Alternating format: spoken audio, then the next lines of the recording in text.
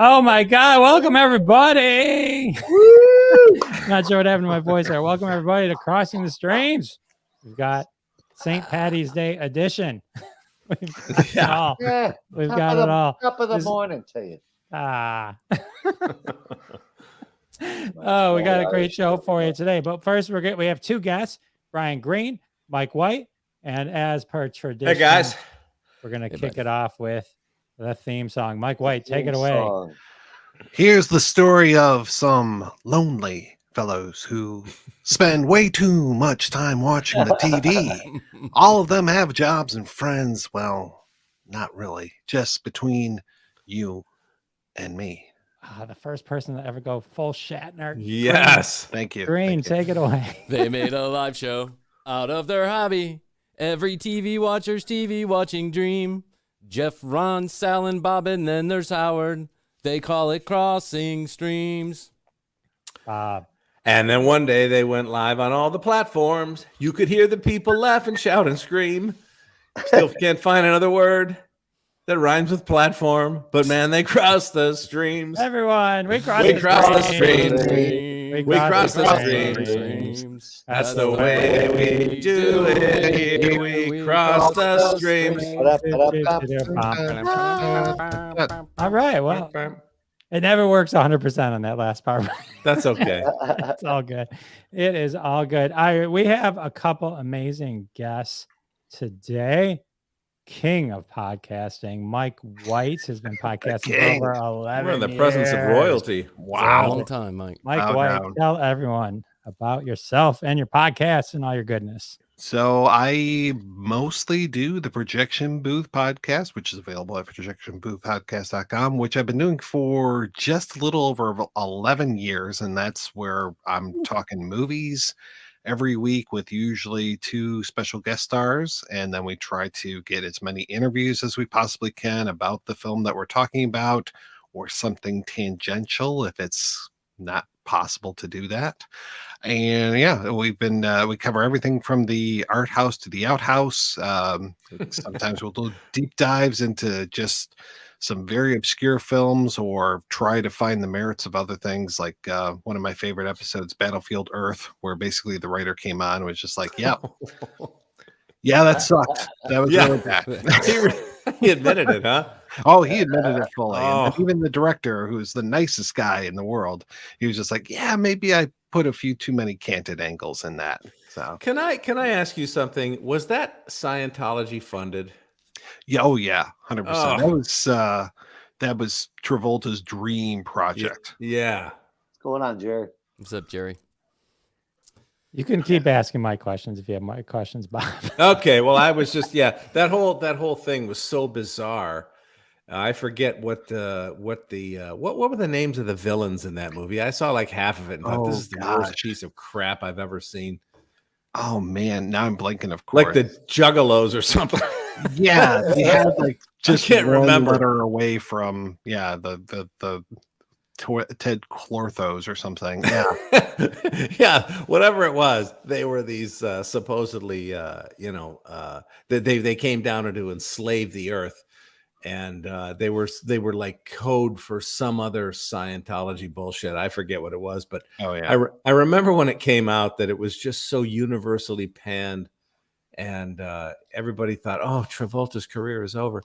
And it might have been. I don't know that he's done anything great since then, but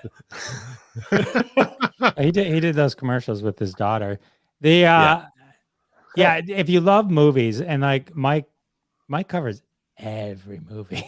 I mean, after over 11 years, it's like an insane catalog there. So definitely check it out. Mike's got some other podcasts he's going to mention a little later, but very excited to have you. Thank you, Mike. Thank you for having me. All right, we also got Bryan Green. From the Hi, Bryan. Commercial Hey, Break. guys. Brian.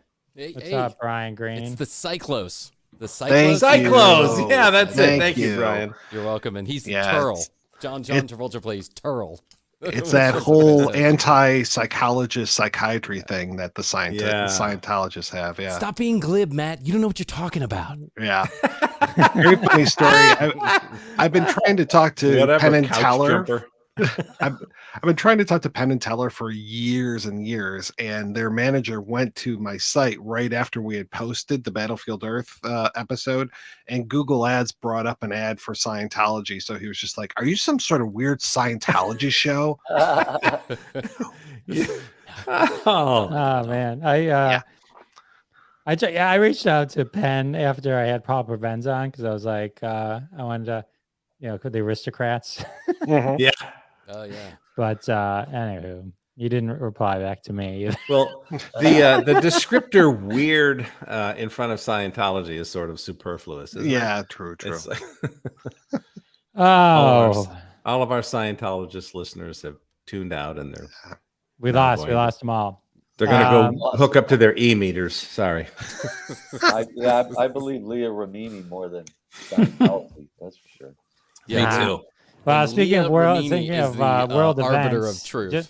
just real quick, a little support for Yeah, I stand with them as well. I like that you're doing that, Jeff. It's a good reminder, sir. good So reminder. I have. He I just want- spoke. He just spoke at Congress, and then Wearing a T-shirt, I was so we offended. noticed that God. we noticed that some people or a person, like 3 downloads were coming from Kiev, stopped when the bombing started, then picked up again a couple of days later.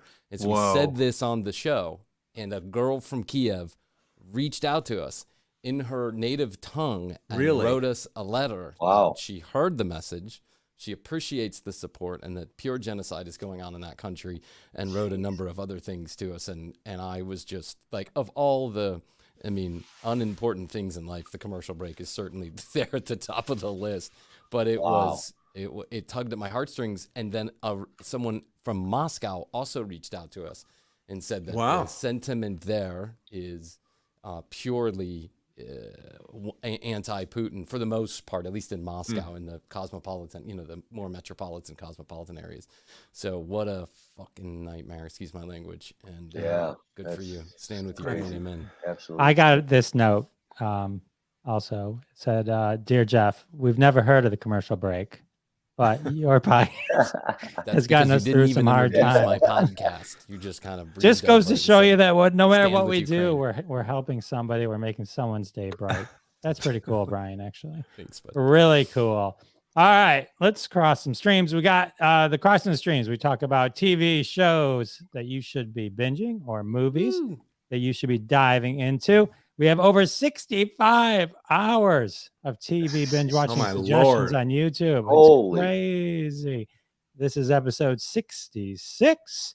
And if you missed episode 65, it's just sitting out there. Episode Mario 65 was Lemieux. a little unique in the sense that 3 of them were warnings. Sometimes we actually warn you what not to watch, which I Yes. also feel is That's the a royal public treatment. service to keep you focused on things you should. So, worst roommate ever was definitely a don't watch. Encanto, we loved Encanto. What a The great Royal movie. Treatment. But Sal finally found a rom-com he didn't like. Inventing Anna, Horrible. What a horrible show, Inventing. Spycraft, also trash. And then Inventing Anna, I happen to love. Oh, Maybe you broke ass people didn't, but I did. Did you not like it, Brian? how do you? Well, listen, my wife now has gotten me into watching it, so now it's one of those things where my OCD brain just has to finish to the end. I'm only a couple episodes in, but how do you? I cannot take the obnoxious and horrible Anna accent. It's just too much for me. It's like I can't deal with it. You know, It's- I'm with it's you on so that. out of character, and this feels to me like a Lifetime movie, only worse. It's the acting is bad. The script is just so cliche, and she's in the break room, and all of her reporter friends are supporting. Go get it, girl. It's like if you were in the New York Times break room, I don't think any of those reporters would be telling you to do shit. I mean, it's like it's not. First of all, this is Shonda Shondaland. This is Shonda I Rhimes get it. I land. get So it. I understand. there's that. And then I will just say that the thoughts and views of Brian Green do not reflect those of Crossing the Street. Well, I'm gonna say I watched the first episode and thought this is camp. This is the highest camp. This is like I what's said so last great about episode. it, guys. This is House of Gucci level camp. Wow. and the I'll watch accents. it to see what I think, but I haven't watched it yet. But I'm gonna finish it. Hey Lee. Look, Because the only look. I Lee. told like I say what I said. Like, if this was a made up story, yeah, garbage. But the fact that it's true, and if you read the article, it's based on most of the beats are right on. Now they did change some stuff, and they do say that right up front. This is a completely true story, except for the bullshit we made up. But most of the stuff that they made up is how they kind of got the story together. Like the report of Vivian Kent's character and probably those three, the older folks that are helping her out. Like that is, I think, a little more fictionalized to help drive the story. But a lot of those beats come right out of the article that everything was based on. And I read the article 2 years ago, 3 years ago, 4 years ago, whenever she put it together, and it was a brilliant, it's a fascinating story, but come to life, it's just, I understand what I'm getting with Shonda, and I've liked other stuff she's done, but it's just, to me, it's so I think you're right. It is. So you know what else comes to mind? You know what it conjures? It conjures up images of John Malkovich in Rounders. You remember that? Yeah, I loved that. Yeah. I loved it, but it was so campy. Yeah. Pay the man his money. I mean, come on. First of all, that's how she talked, and you have to just accept it. It's a Russian accent pretending to be German. Pretending to be brilliant. British. It's brilliant. From It's New York. Yeah, it's so weird. It's so weird. Pay the man his money. Pay the man his money. All right, let's focus on today's show because we got a ridiculously good show today. We got Bathtubs over Broadway, which I am so excited to tell you guys about. Columbo, Klitschko. Did I say that right? Klitschko. Klitschko. Oh, Klitschko. Oh, that's an O at the end there. Yeah, it's hard to see that. The Royle Family, which is not, by the way, to be confused from last week's The Royal Treatment. This is I hope a good BBC show. And Untold, Deal with the Devil. I think we're becoming the unofficial Untold series. I think I've done them all. I think you've done them all. So you know what? Speaking of which, let's start off with that. Let's go with Untold, Deal with the Devil. All right. Come on, Sally. D'Amelio, All right. Well, I threw you guys for a loop. I threw in a boxing documentary along with my show partner here, Bob. But I disguised it. You didn't know. I know. I love that. 2 of them. But anyway, this documentary, and it's the Untold series. Like Jeff said, I think I've done all of them except the Malice one. I think Rosner did that one. But basically, this is the story of a professional women's boxer, Christy Martin. She actually became the winningest women's boxer in the history of the sport, and she's basically her, and it just goes through her life. Really, really good footage. Another documentary, this Untold, the whole series. I think there's 5 or 6 of them. All of them have really, really good footage, and I think that's very important, obviously, in a documentary. So it's a lot of footage, which is really cool, of her boxing. But basically, she's from West Virginia. She's it was kind of funny. A lot of the footages of the fights, they would call her a coal miner's daughter of the boxing industry. It was kind of cool. How she started her boxing career. She's again, coal miner's daughter, and West Virginia, tough kid. Grew up in like a tough neighborhood when she was young. And it's kind of funny how she started boxing. I think Bob will appreciate this. She just wanted to. There was like this fair in town, and there was thousands of people, and they were boxing. They were like just in the neighborhoods boxing, and she's like, "Mommy, I want to do that." And she's like, "What, are you crazy?" And she goes in there, and the mother sees that the winners get $200 for each fight that they can win over the weekend. She wins 3 fights, makes the family $600, and that's how her boxing career got started. And she started kind of going in the gyms and everything, and just getting better at boxing. This is very important because it's a lot of also shows a little bit of LGBTQ situations that are going on in this country from back then even till today. But she started having a relationship with another female basketball player on her high school team. And that kind of fizzled out after high school. Her boxing became very, very important, and that relationship kind of dwindled. And she started boxing. She started getting very good at boxing. she got a manager named but her manager Jim Martin became her trainer, and he was one of the best in the business. A very good prize fighter himself, and anyway, really good coach, and took her to another level. And then Don King got involved, and this was kind of funny when she and this is all on footage, but you're not hearing them actually talk. But they had literally video of Don King sitting behind a desk. And it's kind of funny. The narrator said when the contract went on the table, this Jim Martin, who was managing Christie, said, well, we have to take that contract home with us. And Don King said, well, how much are you guys making now? And Jim goes, well, we're making $200 a fight. He goes, well, that contract ain't leaving that desk.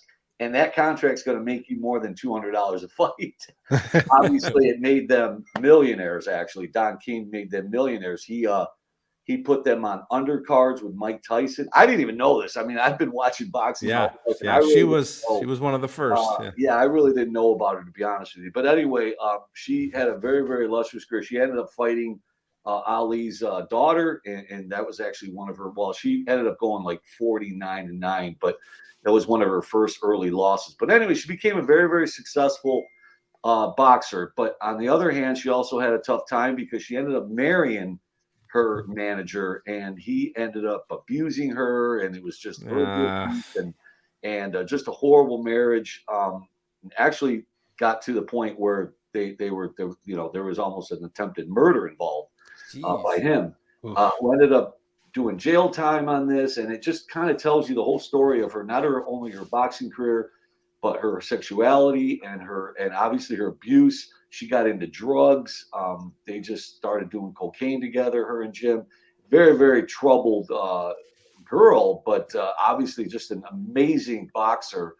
And I tell you, this documentary takes you on a journey of her life, and it was worth the whole hour and 17 minutes. She turns her life around at the end, and is actually ended up. It's kind of funny. She kind of ended up marrying the high school girl, the girl that she dated in high school. Obviously, she found her sexuality, and that marriage didn't last. And then she ended up actually getting together at the end with one of the girls she fought years earlier in the ring. Actually, another very good fighter. And anyway, it's a great story. She's into coaching herself now, and it's a really cool story. She did all the talk shows. All that stuff. She was a really big name in the sport. And unfortunately, I just didn't follow women's boxing, but that was a great documentary. I highly recommend it. It's a great summary, Sal. She was the to boxing what the Runaways were to rock and roll back in 76 and 7. She just came out of nowhere, and she was so far and away better than anybody else. Yep. And she made some money, but not the kind of money that, remember Ronda Rousey? You're right. She was before that, but she was doing okay for herself in some of the footages they showed of her home, cars, and she was a good boxer. She could kick the shit out of all five of us. There's no question. Oh my God, she was tough. I mean, and the footage of her boxing is just some amazing highlights reels of her. I always wondered too if she was the inspiration behind $1 Million Baby. I mean, the Clint Eastwood movie. It really could be, man. It could be that. Yeah, it's a great movie. Absolutely, because her big fights were in 96, 97. That was just about when that movie was around, I believe. That was not long after. Yeah, that's a good point, Bob. That's great because maybe what Mike White knows. Yeah, maybe. How about Mike? I remember that $1 Million Baby. I want to say was based on a book that was written by was it a referee or a corner man? But he was telling a lot of his some of the stuff that he had seen, and I want to say that I heard an interview with him on NPR. It was one of those like where you hear the interview and then a few years later this movie comes out and you're like, I think I've heard that story. Where have I heard that before? Yeah. And one more thing about that I just Googled it, Sal, and Katie Dallum. Okay, that's right. One more thing about that documentary. I've been obviously Rocky's one of my favorite movies of all time, and I've been watching boxing my whole life. I one of the best boxing kind of scenes I've ever seen on film or anything was when she broke her hand in a fight. She was about to win the fight. It was 2 minutes away from her winning this really, really big fight. And she was actually fighting with a broken hand. You could see her kind of dangling it in the ring. And the freaking ref called the fight with like a minute to go. No. And they have her in the corner. He's holding her wrists and she's going with her mouth like close as hell. She's like, let me finish this. Let me. And it was just sweats going down her face. I'm like, oh my God, it's like one of the best boxing scenes I've ever seen. And it was real footage. But yeah, that was awesome. That's worth watching it right there. You convinced Casey Ryan Plot, I'll tell you that. I'm gonna watch it. I'm watching it tomorrow, buddy. I'd never seen that one. Good one. It's a good one. Did we say hi to Lee? Did we say yeah, Lee. Hello, Lee. Nice to see you, sweetheart. Hey, Lee. What's up, Lee? Always a pleasure to see Lee on board. I know. Lee, you can now listen to the projection booth. Yeah. I can't. Oh, there we go. I don't know if okay, Mike. Yeah. Okay. So all right, let's move on. That was great, Sal. It was great to hear something not a rom-com. So I was excited about that. All right, we're going to turn it over to Mike White, who's going to take us through one of the greatest shows ever, Columbo. Let's hear about this. Jeff joked earlier that I was an extra on the set of Columbo. No, I said you watched the first run. So yeah, you said you played Columbo's fathers, I think is what exactly you said. Yeah, the only relative that they ever showed. Was that true? No. So yeah, I along with doing the projection booth, because what else are you gonna do? I also have started a new podcast venture, which is called the Shabby Detective, yet another Columbo podcast, because there are a lot of them out there. I think we're like number 6 or 7 at least, but trying to do a little bit of a different thing.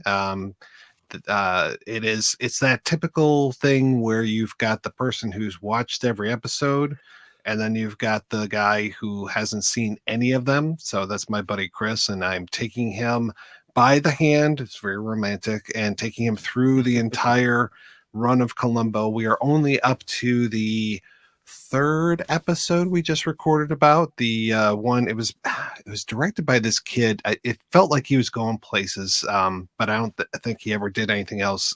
Steven Spielberg, I think. That punk. I've heard of him. Yeah. You've heard of that guy? Okay. I thought he was a little too obscure. Little independent film. He only does remakes. I think he just did West Side Story. Oh yeah, you're right. Yeah. I think he's living in a carriage house in Austin, Texas.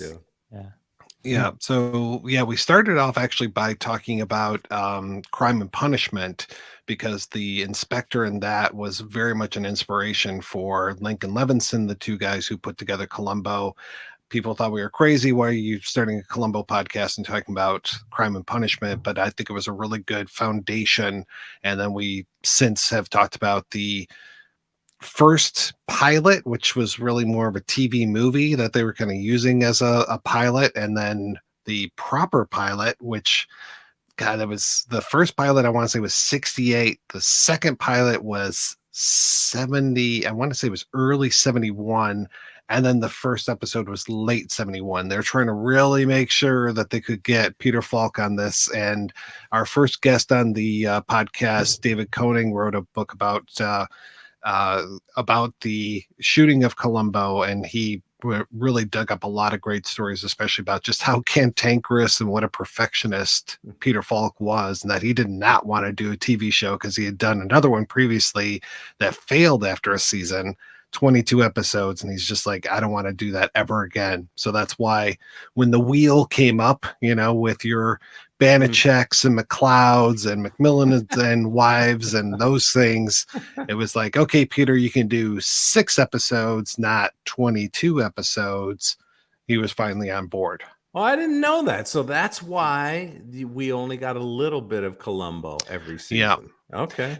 And that's also why at the end of almost every single season, it's like, well, maybe I won't be back, because he would just always like try to get more money in between the seasons and just fight and argue about that. It was always pulling teeth trying to get Peter back into the role. But he was so great at it. And that's the thing, is now taking somebody who's never seen Columbo and saying, this is what I love and why I love it. And hearing my partner in this, just like, oh my God, this is fantastic. It's just been such a joy to me to bring Columbo into somebody else's life. That's awesome. All right, so that explains why there was 13 seasons, but only 68 episodes. Right, Interesting. right. Were they? I can't remember. Were they an hour or were they an hour and a half? They went from, without commercials, you had a lot of 78, 76-minute episodes. And then they actually did some, and this is so backwards, where it's like, we're going to be going up against this show. So we really need a 2-hour episode instead of an hour and a half. And they would add to these episodes, which was nuts. So like the one with Cassavetes, I think that's, what is that? That's not Etude in, I think that is Etude in Black. Nick or John? John. Yeah. Okay. They tacked on another, like without commercials, like another 15, 20 minutes. And it's so much of Peter Falk and Cassavetes, who had obviously worked together a ton, like with Cassavetes' own films, as well as Mikey and Nikki.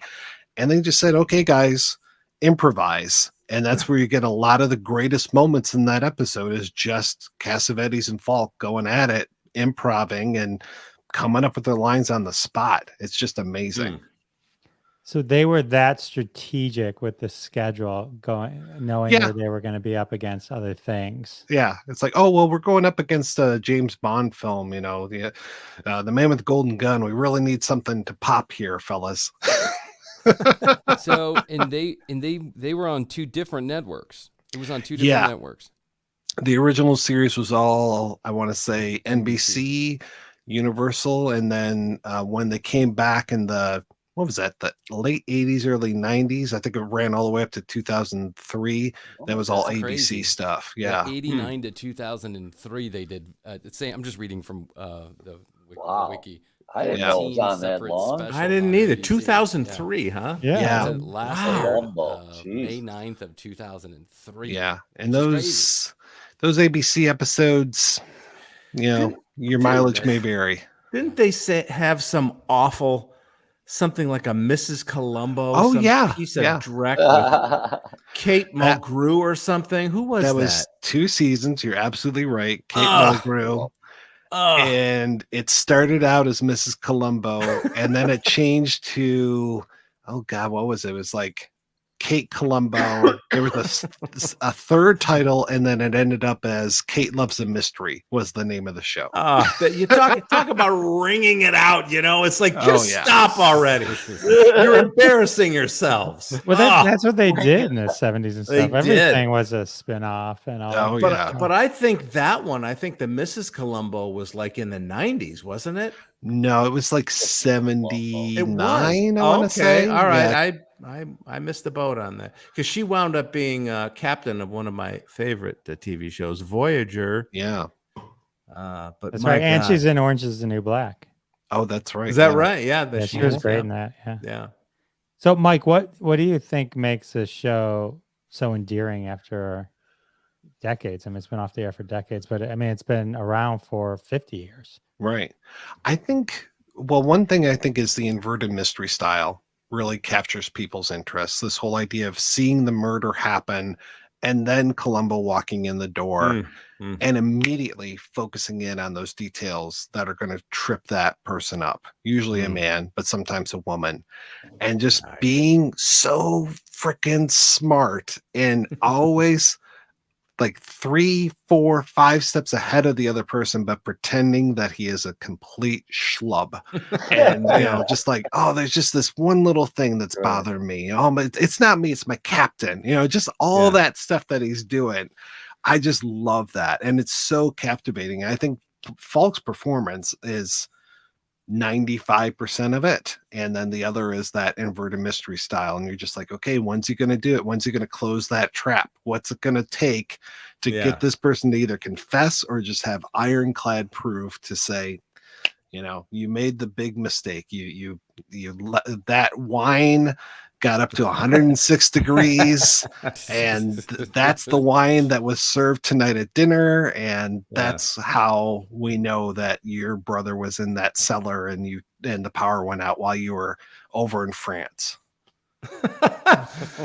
Valk is one of my favorites. Did you ever see Wings of Desire? Oh God, yeah, that was so good. Where he played himself. Yeah, that is such a great movie. I love that. Everybody recognizes him as Columbo. Yeah, so good. Yeah, it is. And hearing his thoughts, I love. That's one of the things I love about Wings of Desire is just hearing the thoughts and him when he's drawing and he's just like, I don't know if I can. I'm not a very good artist. I love that man's hat. You know? Yeah, it's one of my favorite movies. It's so good. Yeah. Not a big City of Angels fan, the remake? I love City of Angels as well. Oh, wow. Yeah, we're Nice. sort of going off on a tangent here, but yeah, I love City of Angels. One of Nick Cage's best movies, I think, and one in which why can I never remember her name? Meg Ryan. Meg Ryan isn't insufferable. Yeah, she's. I can watch her in this. But we're kind of going off here. Sorry, Jeff. The views of Bob Phillips on Meg Ryan do not reflect those of crossing the street. Hey, I just thought Nora Ephron was feeding her lines in a couple of movies, and it was just so awful. I couldn't listen. I literally left the theater in Who's Got Mail. Her adorable. I couldn't stand it anymore. The dialogue was so. Is that the bookstore treacly. One? Yes. Yeah. Okay. Which was a awful. remake of Shop Around the Corner. Yeah, and Shop Around the Corner so good. When she's sitting there and she's talking to Tom Hanks, who she doesn't know she's talking to, and she's saying, "Oh, my mother, whenever I would feel upset, she would make me a cup of hot cocoa." I'm like, I need to vomit. I need to leave. I ran from the theater. I never went back. That's one of those movies that I remember watching with my wife. She made me. No, I'm just kidding. And but like that has a lot of Godfather references in it. This is a real tangent. It does. But like Godfather is one of those movies you have to watch because if you don't, you miss so much. Even like Stuart Little. Like every movie references the Godfather. Like That's true. But that one does a lot about going to the mattresses and stuff. Oh yeah. But all right, well that was a great review, Mike. It really was. Thank you. First time on the show, knocked it out of the park. Boom, boom, good job. Boom, boom, boom. All right, now the pressure is on for Brian. The pressure is on for Brian Green. Twofold. Royle. One, to make us forget about the royal treatment review that Sal did last time. Horrible. Royle Family from the BBC. Brian always comes to the table with a BBC show. with a British comedy, usually with a British comedy. And so here we go. So this is one of the more critically acclaimed shows that that I've watched that's in my British comedy lineup. So from 1998 to 2000, this show ran. It had three regular seasons and then a number of specials from 2006 to 2008. It's what they call, the British call, and I wrote it down because I don't want to get it wrong. Kitchen sink drama or kitchen sink comedy, which is I can see you shaking your or nodding, so I'm sure you're familiar. It's a British acting style or British writing style, script writing style that was presented in live theater back in the mid 1930s, 40s, and 50s, and basically it went away from surrealism or idealism and very much into realism about the middle class working families. And they call it kitchen sink drama. It's kind of like the people sitting around a kitchen table talking about their everyday lives, the minutia we all talk about with our wives and our friends and our brothers and our sisters. And this is very much in that style. There's so little plot in every episode, but the season overarches with a wedding or a pregnancy, something very basic and something very real that would happen to all of us in our family lives without being over dramatic like some of these television shows have these crazy plots or silliness or, a lot of absurdity. This is none of that. It's people sitting around a television. It's mainly filmed inside of one room in a home, and they are the Royals, which is a mother, a father, a teenage boy, and an older daughter who has a boyfriend who's also a big part of the show. They sit on couches and they watch TV the entire time. And it's about the interactions that happen while they're sitting there watching these television shows. They're smoking cigarettes, they're eating, someone's running to the store, someone's making, biscuits and tea in the kitchen. Sometimes they film in the kitchen, but Biscuits and tea. Yeah, biscuits and tea. They I love that. never leave this house. I actually did in the regular the only 3 seasons that they had in the regular series, they never left the home. They went upstairs a couple times, but you really only sit here with this family in this living room. And to me, like the first couple of episodes, it was almost like, I want to say like culture shock. Like, hey, when are you guys going to leave the home? When is something interesting going to happen? When is the other shoe drop? But it never does. It just becomes a story about this very real lower middle class family in Manchester. But there is subtle humor. There is subtle emotion. There is sadness. There is happiness, but of the kind that you would experience in your very non-dramatic but dramatic life, but in your own way, in your own perspective. And I think it got to me as a kid who grew up. This is very much of the time too. So they're not writing a script from 1970. They're not writing a script from 2030. They're writing it when it's happening right there. So it's all the things that are going on in the world in 1998, 1999, 2000. They're writing about that stuff and talking about it in those series. So this won 7 BAFTAs. It was by the, I don't want to get this right too, the British Film Institute voted it number 31 on their top 100 television shows of all time. The BBC ranked it number 19 on their list of greatest television shows of all time. The father, played by Ricky Tomlinson, who is this kind of old curmudgeon, guy who just sits on the couch. He doesn't work. The wife works. He was actually voted number 3 out of the best actors of all time for this role that he played for 3 fucking seasons. And this was written by the daughter, played as she was in her 20s, and her boyfriend, who then becomes her fiance, who then becomes her husband. It was written by those two. Every episode was written by those two. So, and they're young. They're in their 20s when they're playing they're playing the character, and they're in their 20s in real life. And I just think it's a fascinating piece of realism, and it's funny. Like once you get attached to the characters, a couple episodes in, then you get to know their personalities, and it's very much a study in character development. And I just was fascinated by it, and I wish there was more. I wish there was a number of seasons. The specials are kind of hit or miss. They have like Christmas specials every year for a couple of years. They're kind of hit or miss, and they move away from the style that I think really made it attractive to me. But it is subtly very funny in that British way that only people in the UK can get. It's Manchester, so it's working class with very thick accents, so turn your subtitles on.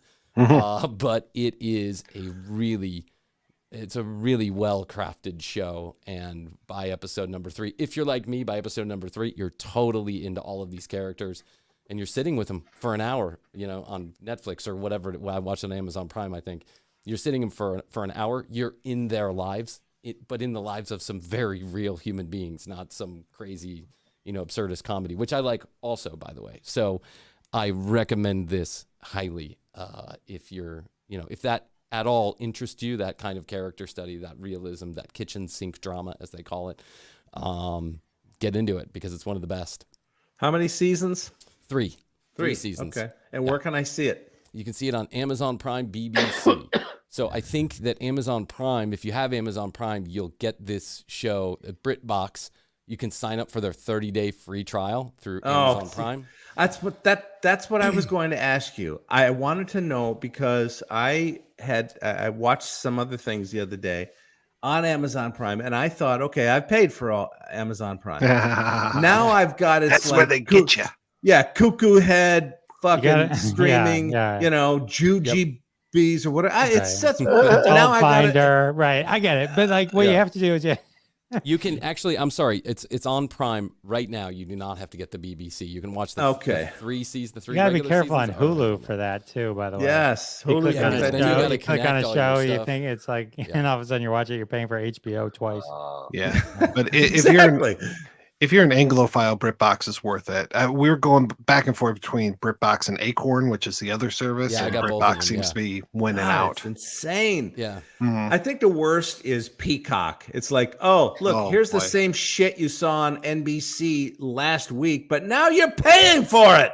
What? They do have Yeah. some original material. They rebooted Saved by the Bell, Punky Oh. Brewster, and they have a MacGruber show. I watched the first one. I God. love MacGruber. I love MacGruber too. That was funny. But there's a whole series now. I only watched the first episode because that was free, and then but I would consider it. I think they're supposed to have this horrible Joe versus Carol for the like a Joe Exotic. Yes, that's Tiger coming King up. ring. Oh, Kate right. McKinnon. Yeah. That's Oh, I heard- I And it was totally supposed to miscast. be Nick Cage as Joe Exotic, and then they went with John Yeah. Cameron Mitchell, Oh. Yeah. who works, but I mean, It's I have I don't notes. need any more Tiger King. I don't either. Yeah, The me set, neither. whatever that second season was, It was I awful. I didn't even I watched anyone 2 watch- episodes and I went, didn't this is watch We only it. watched the first one because we were Yeah. trapped in the pandemic. Yeah, awful. it got That's so true. meta. It was Yeah. a show about a show at that point. It was ridiculous. I have not watched Taskmaster, Mike, but I will.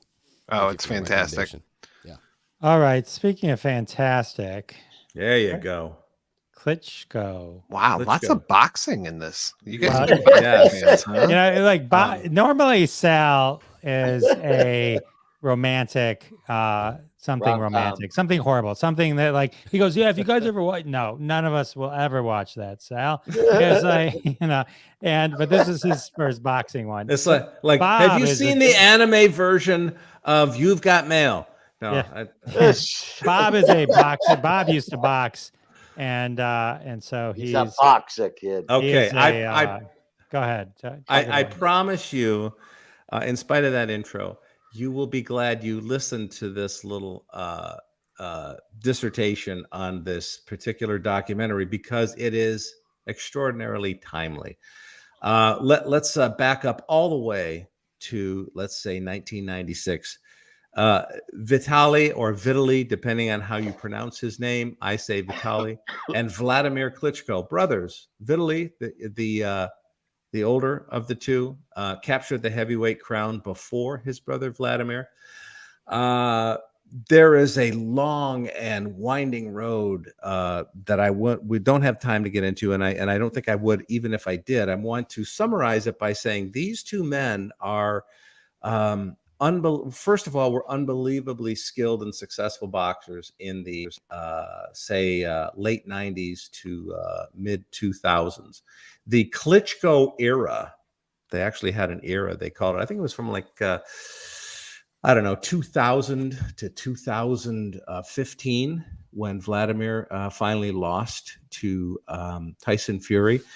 Let's start all the way back, and again, there's a payoff to this. I want you to, well, I don't want to say pay attention, but it will be of interest. This starts in Kazakhstan, where Vitaly and Vladimir are born to parents, one of whom is a major general in the Soviet Air Force. You think in Kazakhstan, it's a stan, there's not a lot of money. There's not a lot of opportunities. So they move. I'm not going to tell you where, but they move several times and they become successful amateur boxers, Olympic competitors, until they are held back no longer and actually become heavyweight champs in their own right. Vitaly, I'm going to say Vitaly for this particular night. He is heavyweight champ first. Now, the natural question is, if they're both heavyweights, they're both 240 pounds. They look like Greek gods. They're both like 6'5" and 6'6". Did they ever fight each other? No, because their mother said absolutely not. Truly, their mother said you can't, and they weren't going to either. They're it's a beautiful story. They're lovely people outside of the boxing ring, and they have many successes. Not just as boxers, they each, like I said, held the heavyweight crown. Vladimir was voted the 9th best boxer of all time. It kind of sounds funny coming off the tongue, the 9th best boxer. But when you think of who's ahead of him, Muhammad Ali, Sugar Ray Leonard, Sugar Ray Robinson, and then Vladimir Klitschko coming in at 9, it's an amazing thing. he had the gross misfortune of coming after Mike Tyson. All right. While Tyson, had gone to jail and then came out, and his career was waning, and so the heavyweight division lacked a lot of pop back then. So, and it wasn't really filled with a couple of guys from Kazakhstan. it didn't have quite the star power. But anyway, Vladimir today worth $90 million. Wow. Vitaly, probably $30 million. They each lived in LA. One of them, I want to say Vladimir, I don't know what she's famous for, but I see her name, Hayden Panettiere. Is that the name? Yeah. Okay. Save the cheerleader, save the world. That was okay. her. Married her, had a kid with her. Both lived in LA, made lots of money. Both good guys.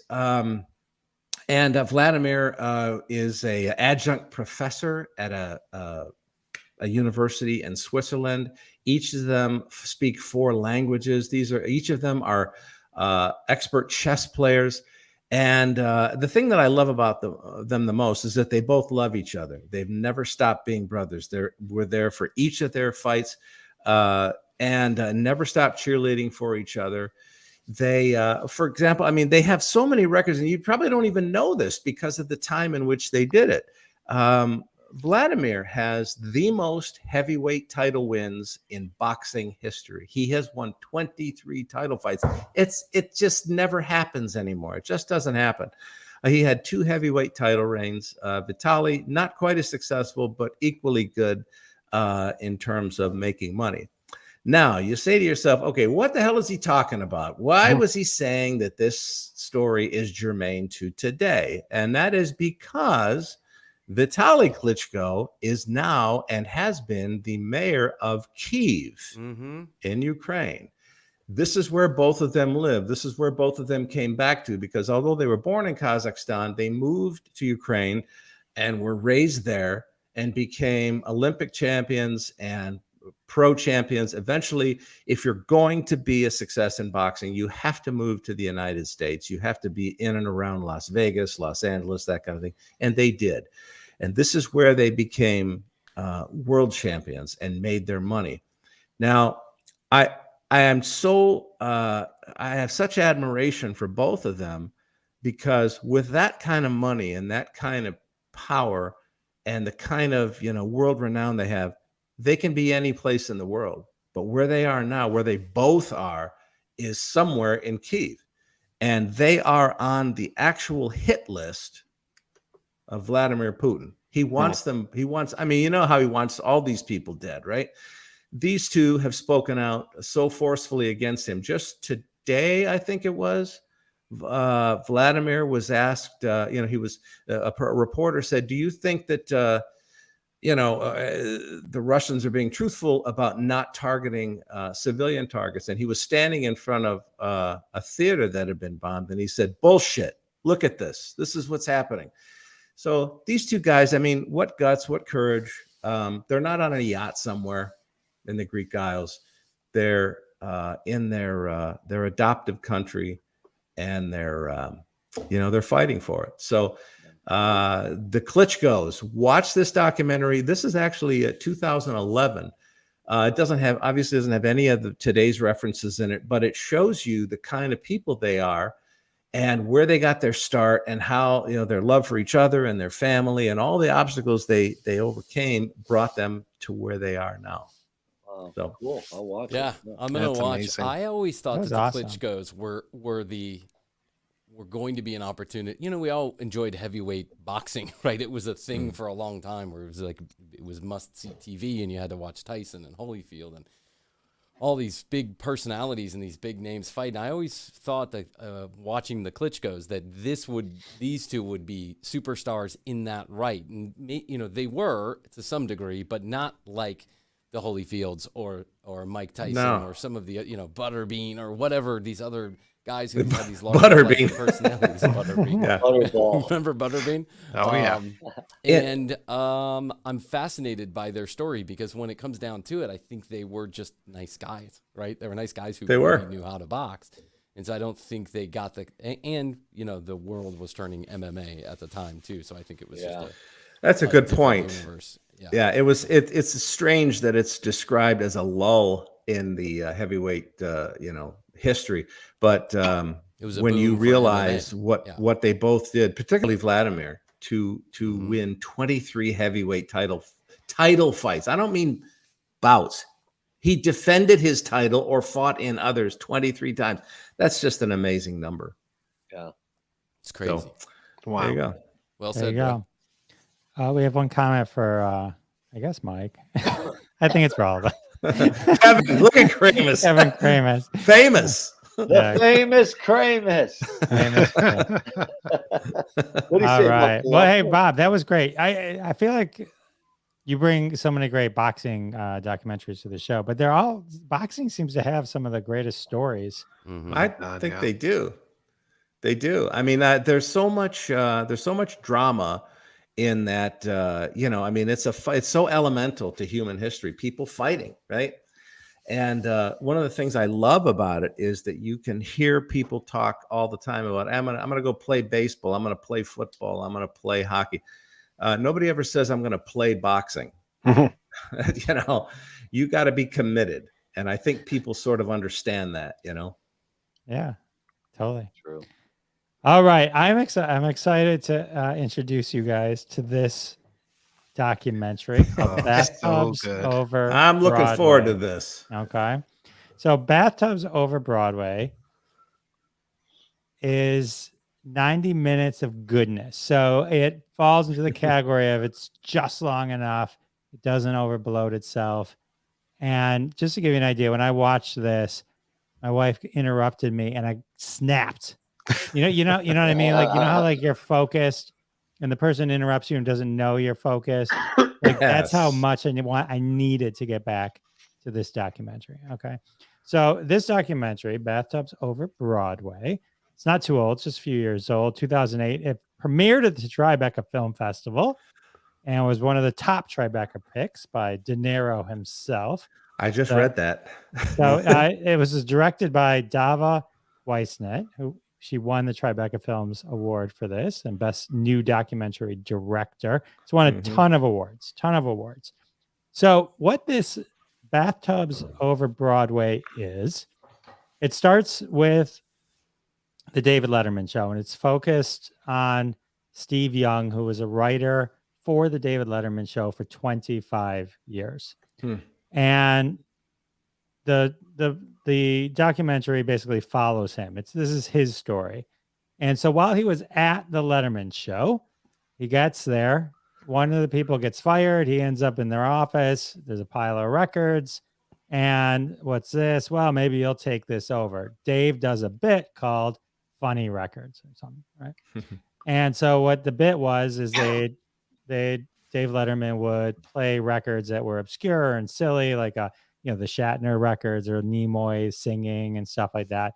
And they would find these different things. So Steve Young would then, become go to record stores and try to look for records for the bit. And so while he's doing this, he uncovers this entire genre called industrial musicals. Okay. Now, an industrial musical is basically, if you picture, like if you go to a sales meeting, like one of those giant sales meetings, and there's presentations, right? Well, in the 50s, 60s, and 70s, these were huge. What they would do is they would do full-on Broadway style shows about, like, just to give you an idea, here's some names of the shows. It was called Follow the Road, Dominion Road Machinery and Company, Diesel Dazzle, the Detroit Diesel Engine Division, My Insurance Man by this Continental Insurance Company. And so the Bathrooms Are Coming. This is considered the classic. Now, just to give you an idea. They are? Just to give you an idea, like these musicals were written, but some of these musicals were written by the people that wrote Fiddler on the Roof. Oh, right? yeah. These starred people involved with these included Bob Fosse, Newhart, Martin Short, Dom DeLuise, Cheetah Rivera, Tony Randall, Florence Henderson. So like these were huge names, and they would go, and these would be all out. Like just to give you an idea, like Chrysler say could spend $3 million on one of these productions. An actual Broadway show may only have $500,000 put into Right. it. Okay, so what happened was Steve Young starts going to these record stores, and the only living record, literally, of these shows were these souvenir things that the marketing department would create. They'd create an LP and they'd hand it to people as they left, right? Thinking they would go home and they'd listen to because keep in mind, these are all songs about, like, if it's a Dishwashers. Dishwasher, it'd be like how to fix it. There might be an entire song about how to fix a dishwasher or why their dishwashers are the best. And this is how they were teaching it through the My Bathrooms one. Is like, it's like, my bathroom is a special kind of place. You know what I mean? So anyway, so Steve Young starts finding all of these records. And then they start making fun of some of them on the show. But then he becomes obsessed with this genre they called industrial music. He wrote a book about 2013-ish called Everything is Coming Up Profits, the Golden Age of Industrial Musicals. And so that book then became the basis for this documentary. And the documentary not only talks about his kind of obsession with this collection, but it then goes deeper, where he would go and find the people that were part of these, that wrote these songs. Now, keep in mind, these were things that were like the normal people like us never were supposed to know existed, right? So he's uncovering these things. You have people that would create these things, and then that was their life, their legacy, right? And then it was just nobody knew it existed. So he would go and he would find the people that were starring in this, and occasionally they would have a full video of the production or full record and stuff. And so, I mean, to the point where, and this is it's a touching part of the story, like some of the people he connected with, he ended up speaking at their memorials. Yeah. And it was and so it's like it became a real deep connection that he had with this, and it's just fascinating. It was just, I loved every second of it. So I'm trying. I thought I followed along with this. So there was a time where you could go to a theater on Broadway and no. You would go to, let's say, like your big corporate annual meeting. Yeah. And they're rolling out the new product line, or just like we're celebrating how great that's what we I are. thought, but I thought they were doing that in a theater on Broadway. They were doing like a product launch. They were doing they a may have Broadway done it. style show, right? Yeah, Right. I mean, they may have actually, banquet hall or something. they may have actually gotten a big hall, because these were like full on productions. But it would be like a very closed thing. Like if it was these are the Burger King, Ragu, Ford, Pure Oil, John Deere, Miller, Beer, Detroit Diesel, like all these companies would do it. So it'd be real closed off. So just like any sales organization, no one outside of that room would ever see it. Probably half that company didn't even know it existed, right? Right. Yeah. Most people probably took those records home and just threw them in the garbage. So it's just that these exist at all, this ephemera of this era and of these weird shows that they would do. I'm doing a deep video search, and there's some video of some of these back in the 70s. They were doing them up until the 80s, right? And so there's some videos, like there's one called "Seeing the Light" for the Industrial Energy Conference of 1978. It's really fascinating. You can get this on I think it's on Amazon also. I watched it on Netflix. I think it's on iTunes too, but definitely can watch it on Netflix and stuff. It is definitely good one. Jerry really Chacon said, "You enjoyable. had him at my bathroom as a special place." I think he's in his bathroom watching us. Probably. But I gotta check that out. That's so weird. I love it. It's just one of those things that like the records themselves. When you find out this documentary exists, it's like just fascinating. It's just so cool. So fun. So all right, well, what a great show. This was super fun. special. I think so. Yeah, thanks again to our Thank special you, Jeff. guests. Thank you so much. Thanks, guys. Mike Yeah. Young, yeah, Thank you, that's guys. Mike Young. Mike. Say, Mike Young, Mike White. I have another. Mike White, say goodnight to everyone and remind everyone where they can find you. You can find me over at the Projection Booth Podcast, which is available at projectionboothpodcast.com, oddly enough. And we've got the Shabby Detective, which is our Columbo show, available at shabbydetective.com. So we're just about to drop our third episode, and we've got an interview with Lee Grant, who was the killer from Ransom for a Dead Man. And she calls me a big dummy at one point, and I'm very tickled about that. So it's going to be a good episode. So That's awesome. Thanks again for having me. This is great, and it was great to meet you guys. Yeah. Same here. You too, Thanks, man. Mike. Brian Green, say goodnight. Remind everyone about your world-saving podcast. Good night. You can check out my mediocre comedy podcast at tcbpodcast.com. Anywhere you listen to podcasts, we certainly would appreciate if you'd take a listen every Monday, Wednesday, and Friday. Nice. Bob. All right, you can hear me daily on XM Sirius, on Jeff and Larry's Comedy Roundup, on Raw Dog, on Laugh USA. My show partner right next to me here, Sal D'Amelio, on the 50th ranked comedy podcast in the world, The Sal and Bob Show. And you can see us next month at Janetti's Hole in the Wall Theater in Northville, Michigan. Sal, say goodnight. And then you forgot to give Tomato Jar. I didn't know. I said at the end, I said 5 tomato sauce. Oh, it's 5? Okay. Anyway, saldemilio.com. I'll be at the Comedy Bar in Chicago next Thursday, March 24th, if you're in Chicago. That's it. Awesome. And I am Jeff Dwoskin. Check out my podcast live from Detroit, The Jeff Dwoskin Show. Watch this. Oh, what? Whoa. What has he got? Wow. Brought to you by We ManyCam.com. don't have that, Sal. You guys can have it. It's so cool. Get it. Check out the podcast, and then we'll see you here every Wednesday. Thanks to our special guests once again, and we'll see you all next week.